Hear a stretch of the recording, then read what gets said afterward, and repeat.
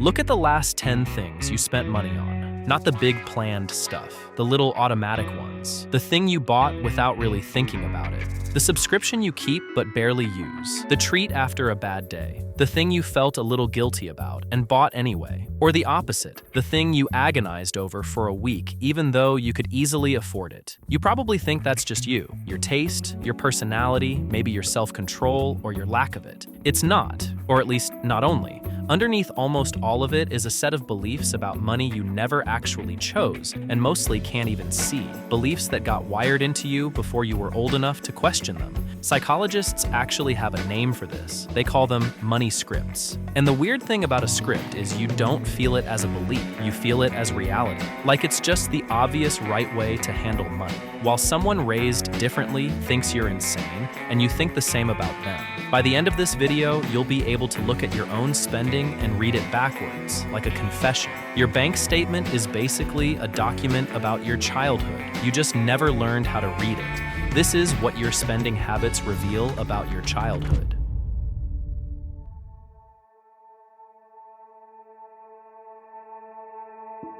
Back in 2011, financial psychologist Brad Klontz did something most people in his field had kind of avoided.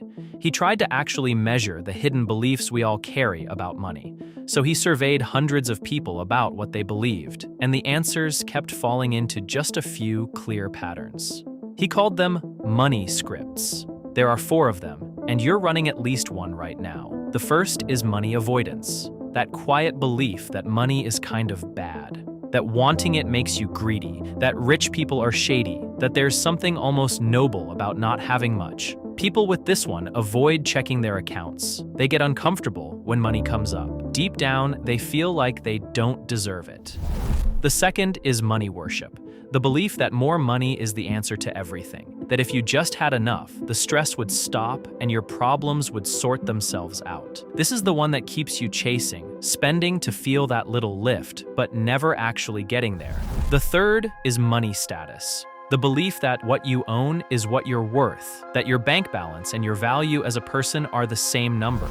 And the fourth is money vigilance, the anxious saver, careful, on guard, a little private about money, and never quite able to relax and enjoy it because something could always go wrong and you need to be ready.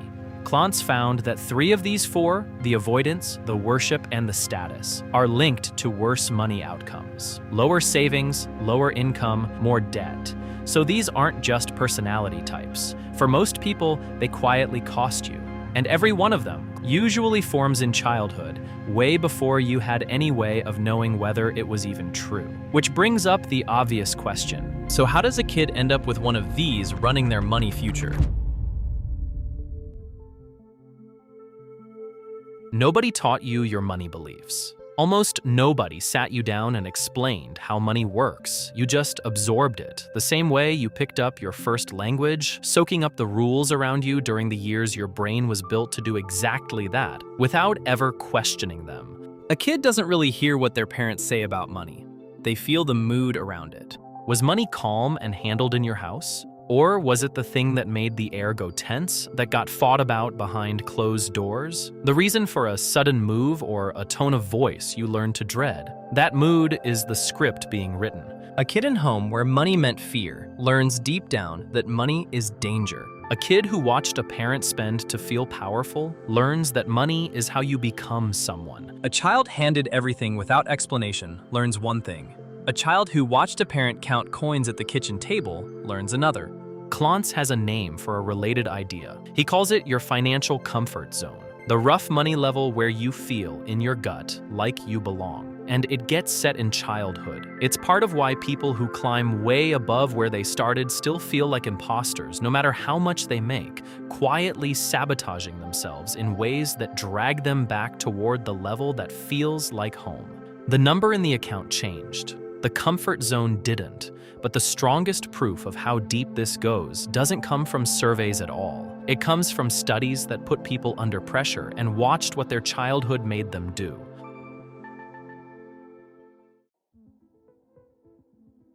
Researcher Vladas Griskevicius ran a bunch of experiments built around one simple idea from evolutionary biology. Living things adapt their strategy to the environment they grow up in. Grow up somewhere harsh and unpredictable. And the smart move is to grab what you can now. Grow up somewhere stable and comfortable, and you can afford to wait, to plan, to hold off.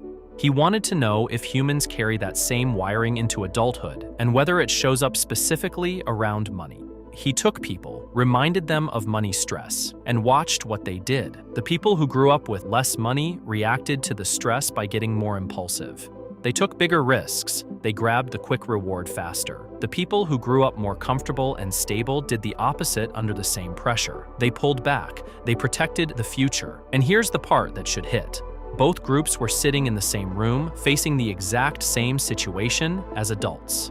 What decided their opposite reactions wasn't their current bank balance. It was the world they grew up in, reaching decades forward to move the hand going for the wallet. So let's bring this back to you, because this was never really about money scripts in some abstract way. Go back to those 10 purchases. The person who can't spend $1 on themselves without feeling guilty? That's usually someone who grew up with scarcity or chaos, still on guard against a disaster that already happened and ended a long time ago. The person who buys the status stuff, the things people can see, often learned early that they had to prove their worth, that they were valued for what they showed off instead of who they were. The one who spends to feel better after a bad day learned somewhere that money is comfort. The one who can't even bring themselves to open the app learned that money is a threat you're better off not looking at. None of these people chose their pattern. They inherited it, fully built, from people who inherited it themselves. That's exactly what Clance found. Scripts getting passed down through families like an heirloom nobody remembers buying. Your grandparents' relationship with money shaped your parents' relationship with money, which shaped the mood you grew up in, which is sitting in your checkout cart right now. And here's the uncomfortable part. You feel you're spending as a free choice, as you, right now, deciding what you want, but a lot of it is closer to a recording. A reflex laid down before you could even read, playing back on its own every time you reach for your card, telling a story about a house you might barely remember living in. There's no clean fix I can hand you, and you should be suspicious of anyone who offers one, because the script is the thing that decides which fixes feel right in the first place. A money avoider will feel like aggressive investing is reckless. A money worshiper will feel like the next purchase really is different this time. The script doesn't just shape what you do. It shapes how any attempt to change it feels from the inside, which is exactly what makes it so hard to spot. The most that being aware of it buys you is a single half second. That pause before you buy, where you can ask the one question that matters. Is this me choosing right now? Or is this a kid I used to be, still trying to survive something that ended decades ago? Most people never ask. They just keep spending the answer every single day and calling it a personality.